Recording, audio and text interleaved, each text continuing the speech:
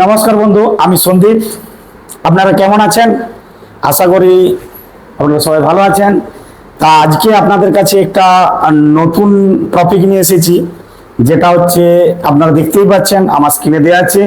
ওবিপি circuit, ওবিপি আইসি নিয়ে আমি কিছু আলোচনা করতে চলেছি।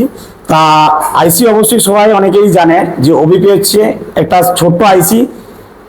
দেখতে হয়তো ছোট বোর্ডের মধ্যে থাকে, মাদার বোর্ডের মধ্যে, কিন্তু এর কাজ বিশাল একটা। ঠিক আছে, তাহলে বেশি না কথা বলে আমি আমার ভিডিওটা স্টার্ট করছি। তো দেখো, আমি এখানে একটা ওবিপি আইসি যেটা নিয়েছি সেটা হচ্ছে 12 বলের ওবিপি আইসি। 12 বলের ওবিপি আইসি। অনেক সময় অনেক সার্কিটে 9 বলের ওবিপি আইসি পাওয়া যায়, বা ফ্লেক্সিবল যে মডেল বা এখনকার দামি শেষ যে মডেল আসছে সেগুলোতে ওবিপি হিসাবে মসফেটকে কাজ দেওয়া হয়েছে।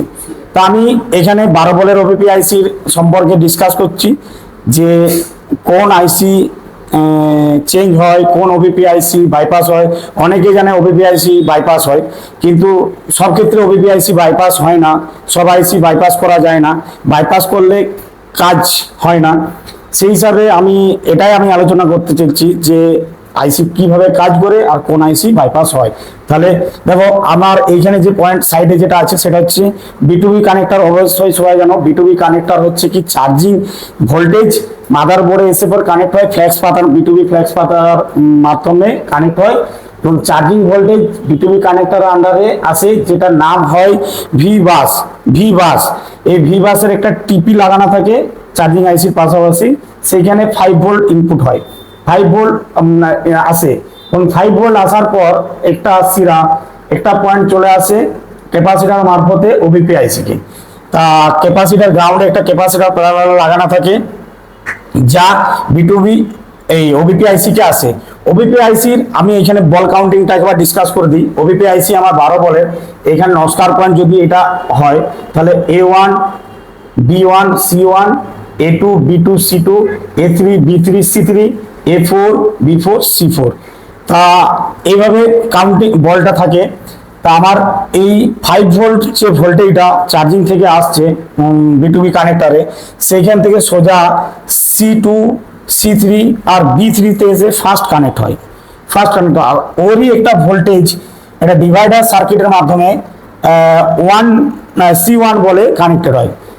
এটা কি হয়, এটা ডিভাইডার সার্কিটে ফার্স্ট যেন R1 যে রেজিস্টার আছে, এই রেজিস্টারটা 1 মেগা ওহমসের থাকে, 1 মেগা ওহমস।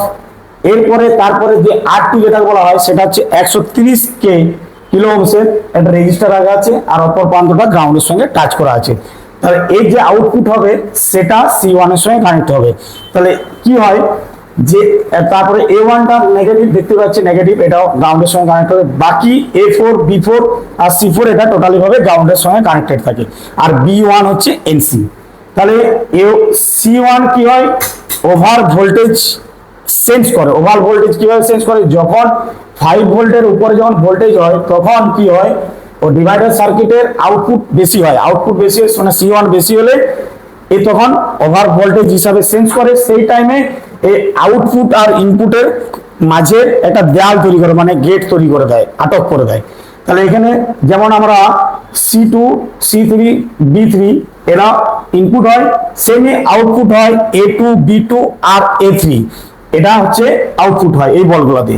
তাহলে এখানে যখনই ওভার ভোল্টেজ মানে বেশি পরিমাণের ভোল্টেজ 5 ভোল্টে ঢুকে গেল, তখনই কি হয়, ডিভাইডার সার্কিট বেশি পরিমাণের ভোল্টেজ পেয়ে এখানে সেন্স কি করে, সেন্স বেশি হয়। সেন্স পাওয়ার পরে ওভার ভোল্টেজ প্রোটেকশনের জন্য কাজ করার পরে এখানে একটা দেওয়াল তৈরি করে দেওয়া হয় যাতে ভোল্টেজ না পাস হয়।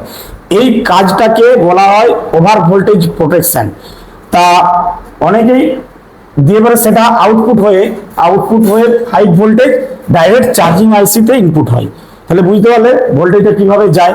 কিন্তু অনেকেই হয়তো ওভার ভোল্টেজ আউটপুট ইনপুট হয়, আউটপুট যখন হয় না তখন অনেকেই আইসিটা তুলে পর জাম্পার করে দেয়, হয় নিচের প্যাড লাইনে সঙ্গে জাম্পার করে বা এই ক্যাপাসিটার থেকে এই ক্যাপাসিটার, কিন্তু অবশ্যই অনেকে আইসি রাখা অবস্থায় জাম্পার করে না, আইসি তোলা অবস্থায় বাইপাস জাম্পার করবে, যেটাকে বলে বাইপাস।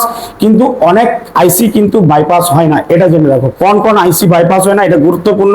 অনেকে আইসি চেঞ্জ করার পরে, আইসি বাইপাস করার পরে দেখা যায় ভোল্টেজ পাস হয় কিন্তু ফেক চার্জিং এর মধ্যে চলে আসে। তার প্রবলেমটা কি, যে ওই আইসিটা যদি কন্ট্রোলিং অফ সিপিইউ থেকে কন্ট্রোলিং হয় বা কোনো মসফেট সার্কিট থেকে কন্ট্রোলিং হয়ে থাকে, তখন কিন্তু সে আইসিটা ওবিপি আইসিটা কোনো মতেই বাইপাস হবে না। সেম আইসি লাগাতে হবে বোর্ডের মধ্যে, না হলে ফিক্স চার্জিং এর প্রবলেম চলে আসবে। তাহলে অবশ্যই তোমরা জানাছো যে আইসি, কোন আইসি বাইপাস হচ্ছে আর কোন আইসি বাইপাস হয় না। আর ওবিপি আইসি অনেক সময় কি হয়, আমাদের এটা 12 বলের আইসি, অনেক সময় 9 বলের আইসি হয়, যার এই 3টা বল হয়তো তার এনসি থাকে, বাকি 9টা বলের কানেকশন পয়েন্ট থাকে, নেগেটিভ হিসাবে A1 কাজ করে। তাহলে অনেকে এরকমও ভাবে দেখা গেছে অনেক সার্কিটের আইসি।